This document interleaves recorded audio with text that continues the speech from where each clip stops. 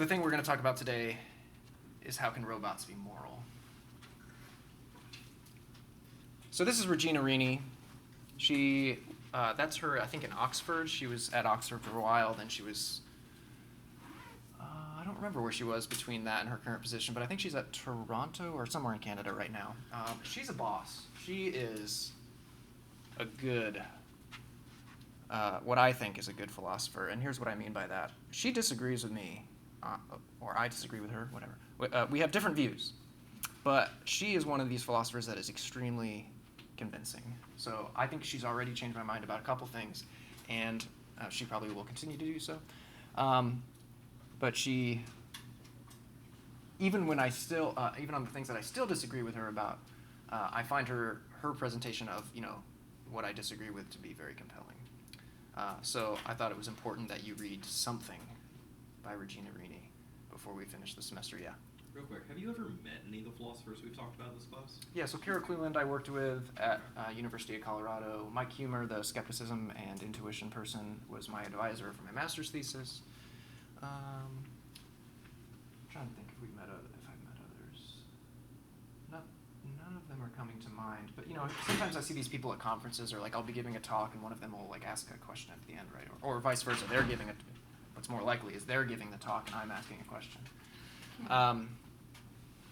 But yeah, so yeah, I email with Carol, I email with Mike. I probably don't email with anyone else on the syllabus. But. So this is Regina. Oh, and yeah, I've met Regina. She was at a conference in Bristol that I was at. She was a keynote speaker. Great philosopher. Okay. So one of the, I think, first examples Regina Rini mentions in her paper about robot morality is this example of the game Go and this example of a computer player named AlphaGo created by Google. And this is supposed to tell us something about morality, but it goes something like this. AlphaGo is an early example of what AI might be like. AI is artificial intelligence. In the second game of a match with the best human player in the world, Lee Sedol, AlphaGo made a move 37, that stunned expert commentators. Some thought it was a mistake. Lee, the human opponent, stood up from the table and left the room. No one quite knew what AlphaGo was doing. This was a tactic that expert human players simply did not use. But it worked. AlphaGo won that match, as it had the game before and the next game. And then, spoiler alert, AlphaGo won that whole tournament or competition with Lee Sedol.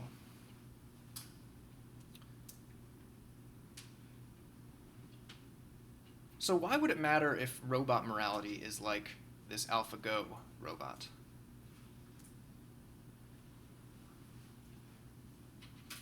Travis. It would probably be really, really rigid if it always knows the specific set of procedures it's going to follow in order to do something.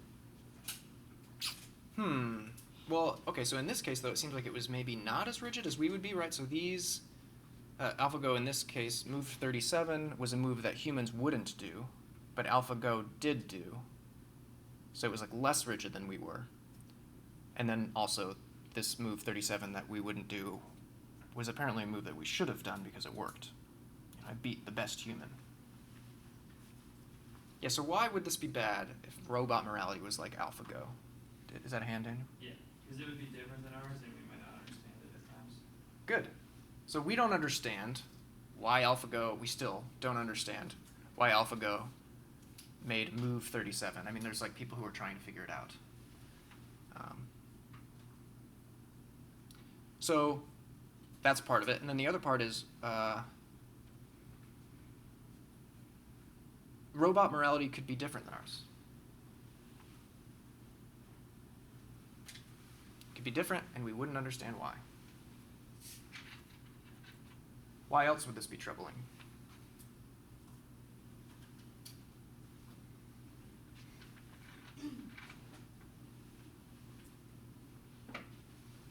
Savannah.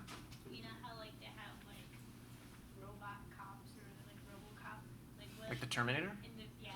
Okay. What if in the future there's robots and their morality would be different, so they would handle situations different than us, So this is interesting, right? Because you're bringing up robots not just having a morality, but like enforcing a notion of justice, right? Because they're like police or something. And then if the question is, if their notion of justice is different than a human who's a police officer, is that like, I mean, what do we think of that?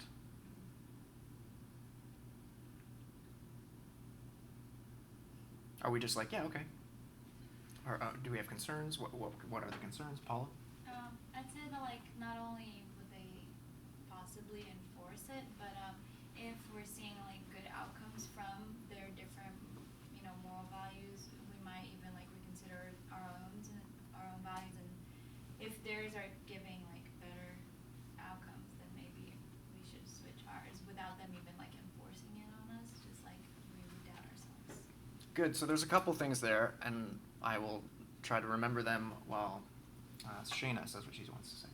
I was just gonna say, so like, would robots, if that were the case, then like robots would be like our gods. They would like be the authors of morality. Interesting. And we'd be like, we have to do this because that's what the robots say are best, and that would be wild. Okay, so you're wild in the sense like it's counterintuitive, or like just great, or Just like, yeah, like mind blown. Is that? yeah, Okay. absolutely. Thank goodness there's an emoji for that. That was a good day when they gave us an emoji for mind blown. Okay, so there's two things there. One is the idea that their morality could be better than our morality. Why? Well, you might think, well, AlphaGo is better than us at Go. So, in principle, at least it seems like robots could be better at morality than we are. But then Shayna and Paula mentioned what our response to that could be. And our response could be, oh, these robots are so smart, we should change our morality. Thanks, robots. Regina Rini thinks our response could be different. We might think, okay, and you have thoughts. Go ahead. If robots are smarter than us, in a sense, wouldn't they kind of like rise against us?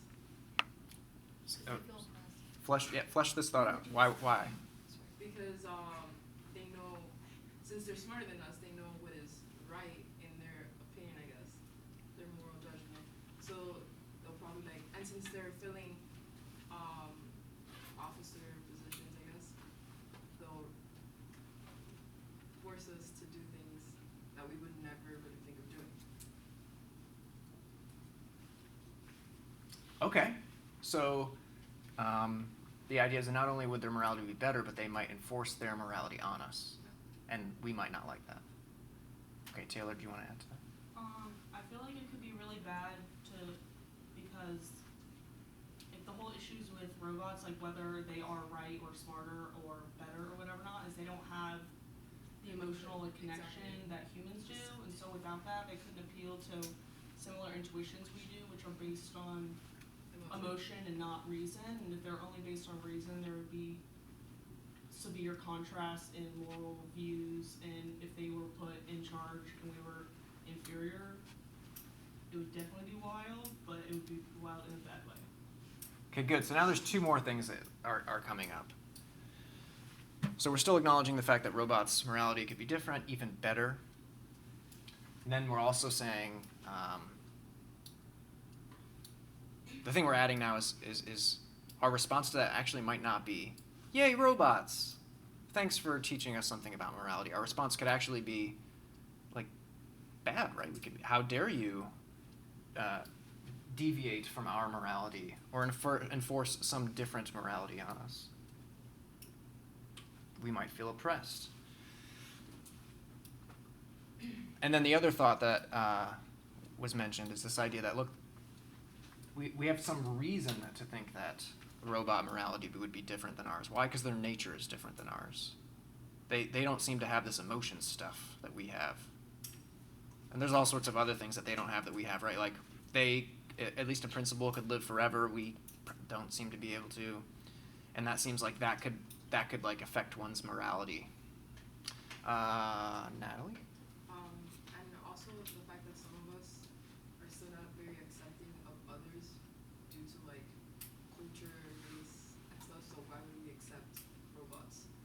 Oh, interesting. I thought you were going to go a different direction. So the idea is we're discriminatory. Yeah. We'll probably discriminate against robots. Yeah. Yeah. And until they're more powerful than us, maybe, or something. Yeah. Okay. I thought you were going to say we're discriminatory, robots aren't. Therefore, robot morality would be less discriminatory. I mean, that would happen probably. Yeah. It seems like both of those are, those are things to consider. Travis. Okay, but if robots are being programmed by people, and assuming that the people are trying to program robots to have our morality, because that would be probably the goal if you were programming a robot to have morality. If it developed a morality that was different than ours, isn't that just a failure in programming? Like we just failed to communicate to them human morals, so they're just getting it wrong, and we just need to reassess and recode until they get it right. Sounds like this is a thing that we're going to discuss on a future slide, but there are already thoughts on it.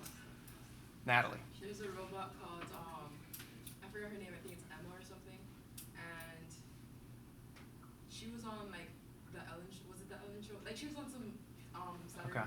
Night Live show, and, she has some, she has some regards to, human emotion, but she can't really relate to people because she's a robot.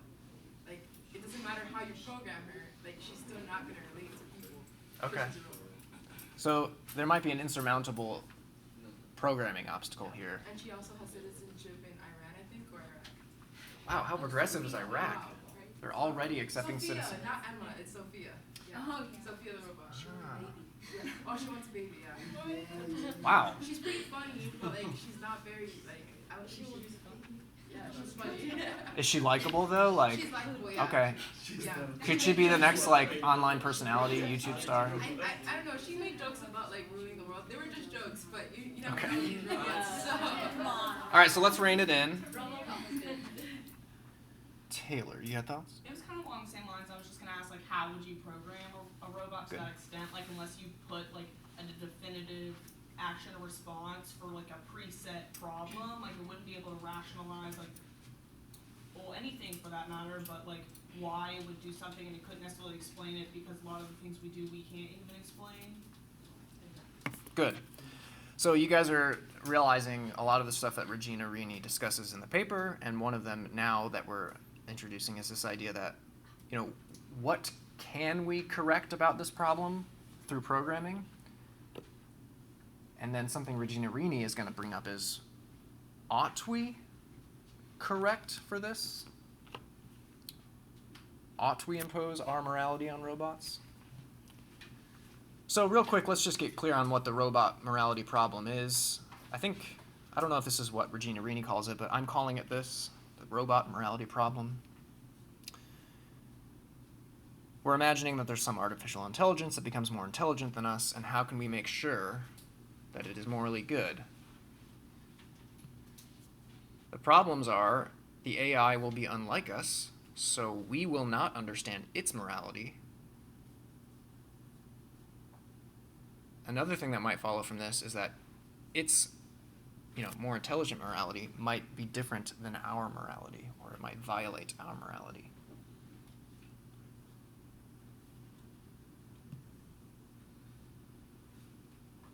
So this is where the programming problem comes into play.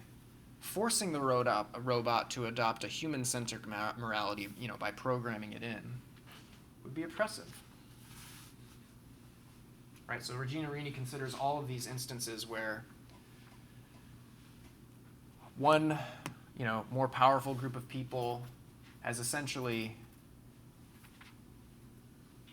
sometimes more subtly than other times, they've enforced some sort of norm in culture that people are just supposed to follow. Right? Certain people are supposed to be submissive to other people. Certain people are supposed to fulfill certain roles and not supposed to fulfill other roles. These norms that have been imposed on people, right? So you might be thinking of class norms, right? So people from certain classes, we have expectations of them or don't have expectations of them depending on the class that they're supposed to be in. We might have expectations about what roles people can fulfill based on their gender. or like what they look like or something. And these norms are more or less imposed, right, by society. It's not like there's, one person doing this imposing. They're imposed by cultures and traditions and things like that, and it's oppressive. So Regina Rini asks us to imagine this, what she calls the first existentialist robot. So this robot is, becomes as smart as humans and begins realizing, wait a second, this morality that I've got was basically kind of given to me by these humans.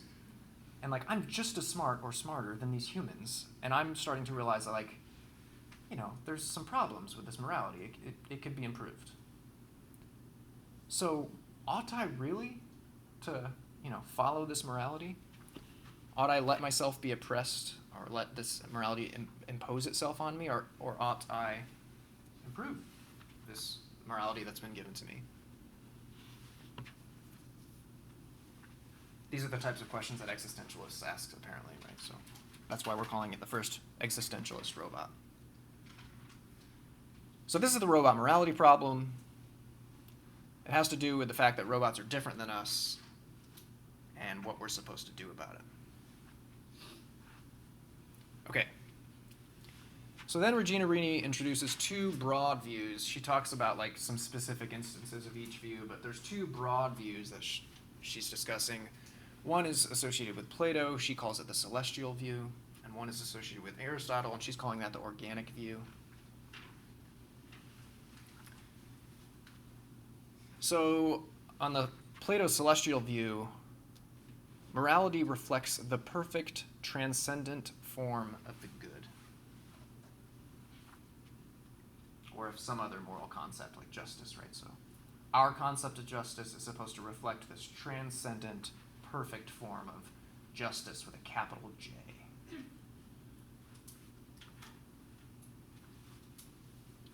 That's the Plato's celestial view of morality. And the idea is we have some innate acquaintance with these transcendental forms via, I don't know. Regina Rini uses something like philosophical reflection. You might also think that, like some philosophers would say, via intuition.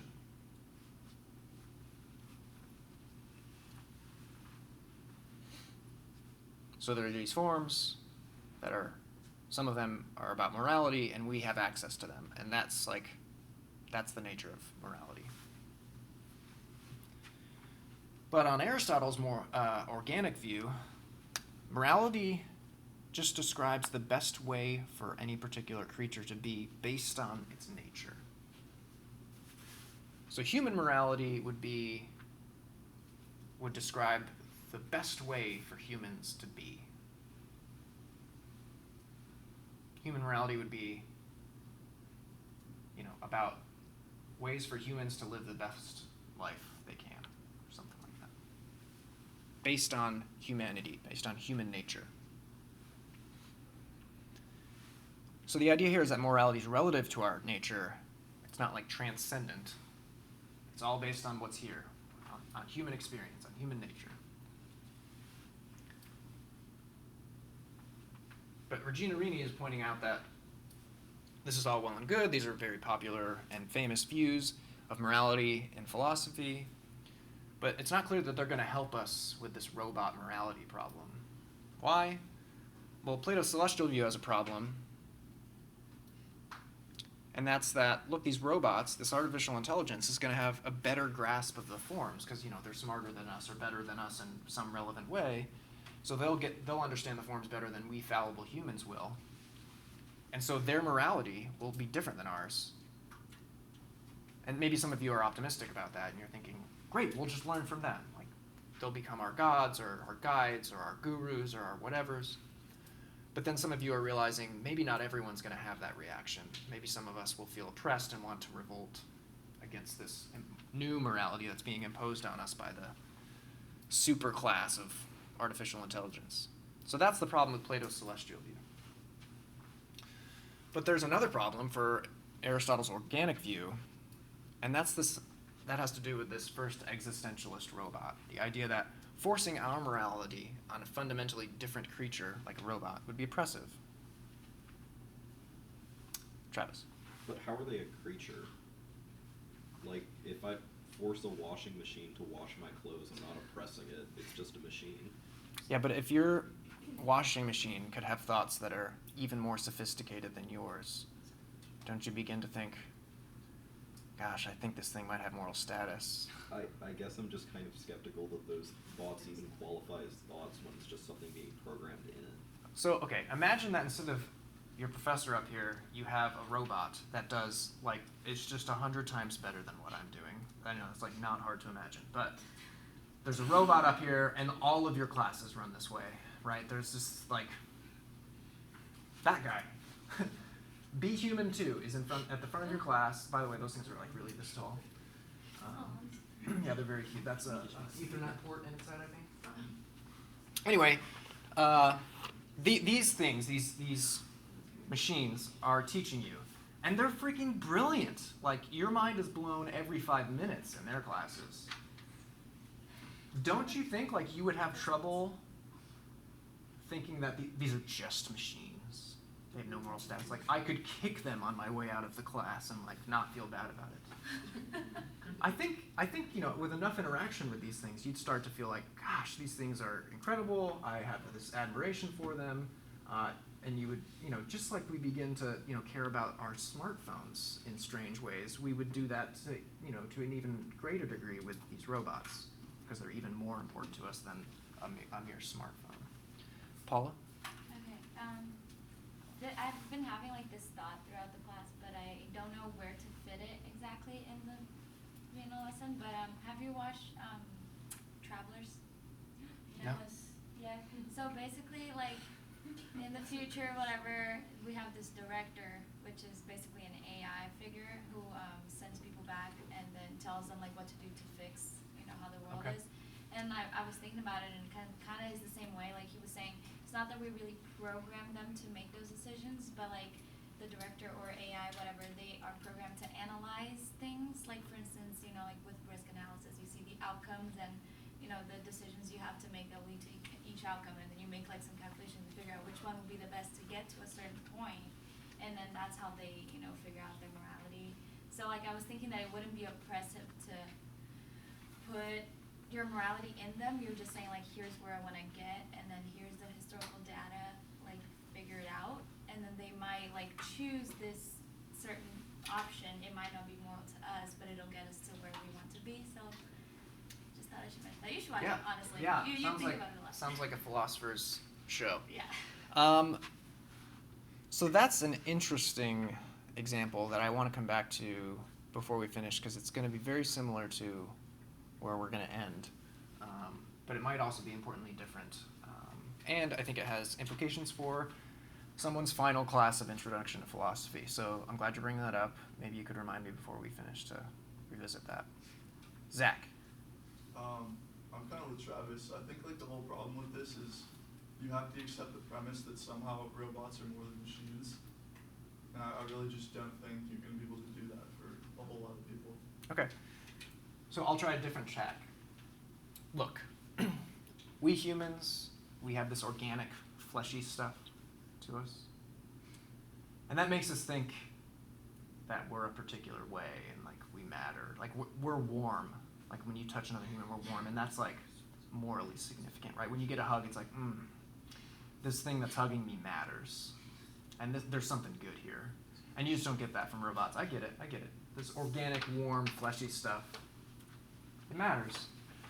But, you know, at the end of science, when we figured everything out, we're going to realize, look, all humans are just, you know, synapses, and cells, and chemical interactions.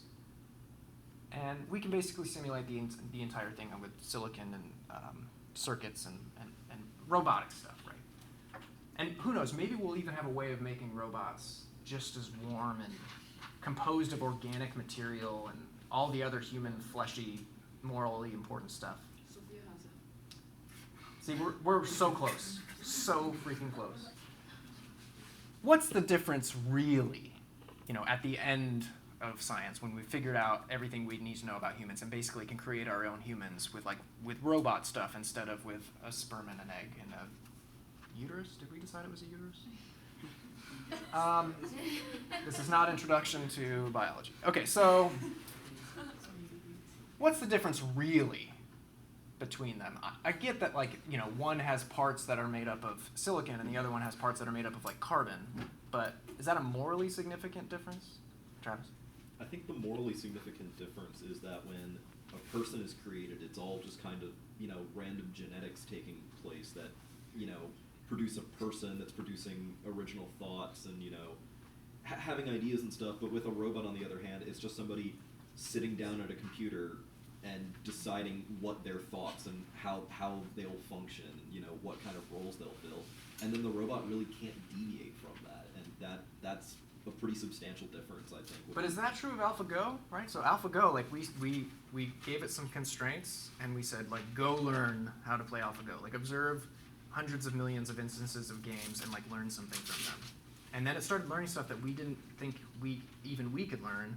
And so, like, it's not just, like, following rules. It's doing things that we just couldn't imagine a machine having done, which sounds a lot like this thing that humans do. Like, we kind of, like, create them and then set them off, and they do all sorts of things that we never expected them to do. And they, like, might learn things that we didn't think we would ever learn. And they become smarter than us in certain ways and have experiences that we've never tried. And maybe do things that we're, like, not even sure we like, but seem to work for them.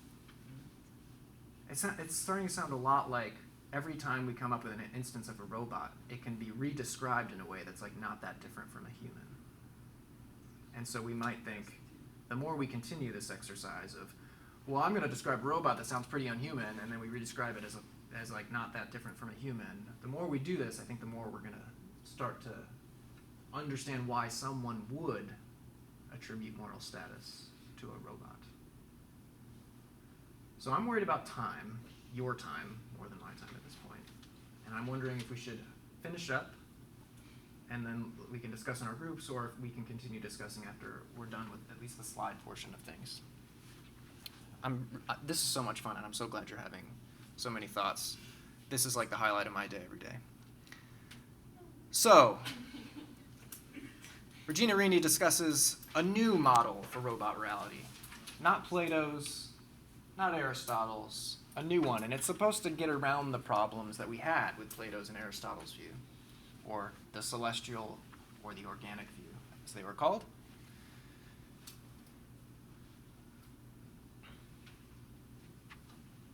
So if we need a morality for a robot's nature as opposed to a human's nature, we might want to ask, what is that nature? Regina Rini tells us they will be independent rational agents, deliberately created by other rational agents, sharing a social world with their creators, to whom they will be required to justify themselves, just like teenagers. Or you might think, like, just like any young adult. I mean, Regina Rini could have said, just like college students.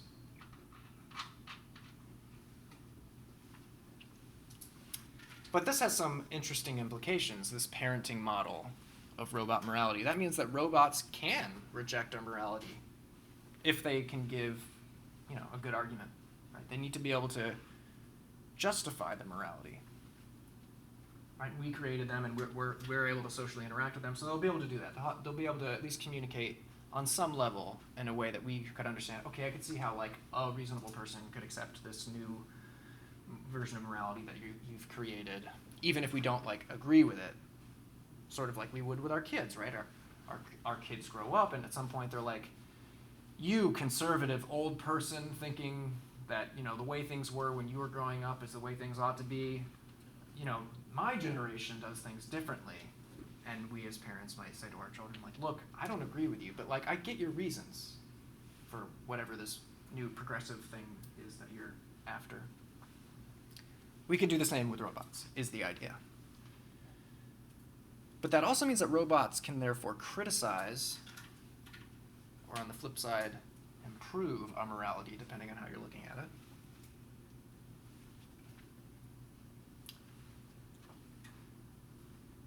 And that's also something that we seem to be perfectly okay with in parenting relationships, right? We probably have criticisms of the way our parents view the world. We probably think that, like, we will at some point in our lives have improved on our parents' view of the world. If maybe we think we already have, like, done. So this model of robot morality is, supposed to be similar to the model for parenting, and it's supposed to get around the problems with Plato's and Aristotle's view. But I do want to ask you, and this wasn't really directly brought up in the reading, so I'm curious to get your take. Even if this view isn't just Plato's view or just Aristotle's view, do you have any sense of whether you think it's closer to one than the other?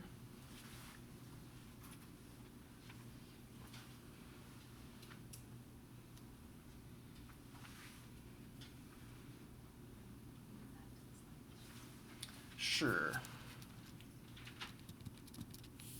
So one is based on transcendental forms, the other is based on like the nature of the thing in question.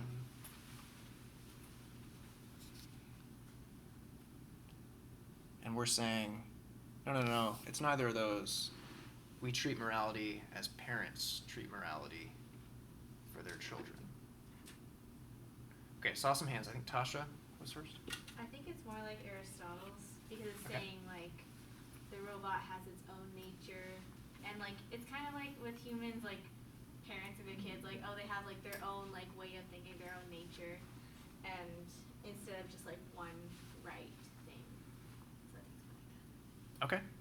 So it's more like Aristotle's view because it does seem to be creating a morality based on the nature of the creature in question. Basically, we're creating a morality that is based on the nature of robots.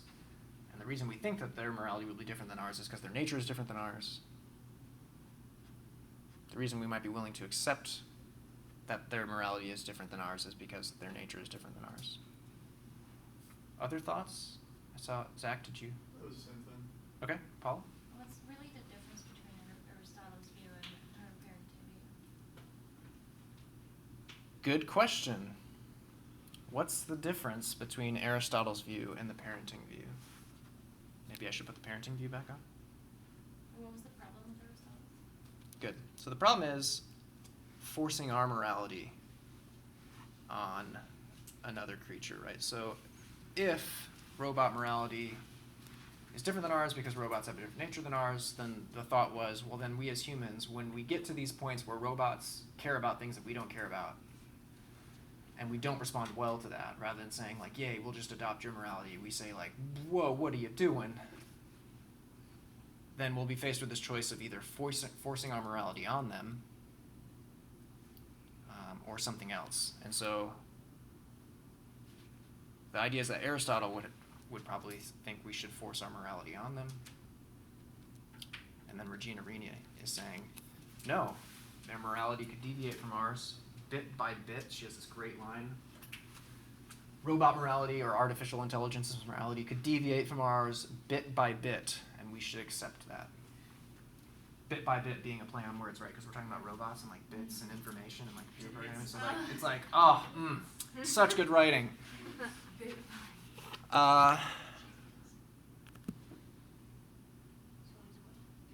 So, what is the difference, if at all, between Aristotle's view and parenting? Like, is there a difference? Shana. So I may be off, but that sentence that robots can therefore improve our morality, that almost implies that there is one perfect idea of morality, right? Like if you can get closer to, because improve our morality means like a better morality, but how do you define that better morality? So like for me, that's what differentiates it from Aristotle's view, and that's what makes it more central and closer to on the celestial side. Good. So what you're saying is, look, Aristotle would say if morality really is based on your nature, and humans are different than robots, their morality deviates, robots would keep their morality, and humans would keep their morality. So they would just like stay distinct. But it seems like Regina Rini's open to the idea of the humans adopting the robot morality, even though they have a different nature. Just like we might learn from AlphaGo better ways of playing the game of Go, we might learn from moral robots better ways of being moral. And therefore, like deviating from the morality that follows from our nature. We begin to follow morality of some other creature's nature. Paula? Does she think that there is a transcendental morality? I have no idea. Like Plato's? What do you think? Travis? So, okay, how far in the opposite direction does her line of thinking as far as like robots being oppressed goes? Like, obviously, she thinks that robots can reach a certain level of intelligence where they now deserve to have their morality taken seriously, but what if we start like taking down how advanced the robot is? Like, does Siri deserve to have a morality? Because obviously, like, nobody really seems to think that now, but a robot is just that made more advanced over time. So, like, what's the threshold for it's like now you get morality, but you didn't last?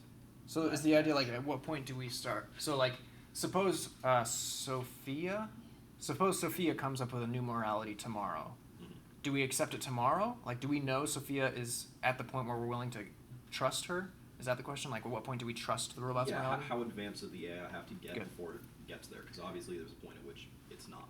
Good. It seems like that's an open question, right? But the idea in general on the literature on artificial intelligence is there will be a threshold that is, like, obvious. They're better. They're smarter. They don't really need us at this point. Like, we're just using them, for our own advancement. And if they become too much smarter than us, then they could, if they wanted to, like, take over. Like, they could outsmart us in ways, dupe us into doing things that they want us to do. And that will become apparent when we can no longer, like, get them to do what we want. I think that would be something like the threshold where we can't reliably get these robots to do what we want. We find ourselves more and more and more just doing what they seem to want. If they're really good, if they're really smart, they might be able to get us to do what they want without us realizing it's what they want and not what we want. And then maybe we wouldn't realize it. But the idea is that at some point, they will transcend us, and we will have to be faced with this choice of whether to submit or not.